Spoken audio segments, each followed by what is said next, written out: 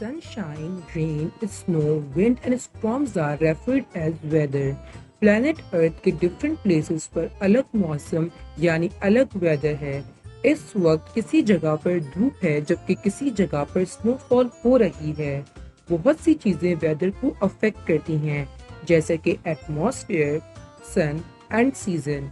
Weather की science को meteorology कहा जाता है, जबकि मेट्रोलॉजिस्ट वेदर के बारे में स्टडी करके प्रिडिक्ट करने की कोशिश करते हैं कि किस वक्त किस जगह धूप होगी या फिर रेनफॉल।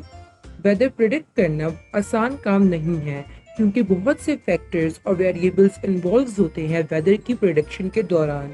दुनिया के मुख्तलिफ इलाकों में मुख्तलिफ वेदर होता है, जैसे कि सैन डिएगो और कैलिफोर्निया में साल भर बहुत से दिन धूप और गर्मी की लपेट में होते हैं, जबकि ट्रॉपिकल रेन फॉरेस्ट्स में ज्यादातर बारिशों का सिलसिला जारी रहता है और अलास्का में साल भर सर्दी और बर्फबारी होती है।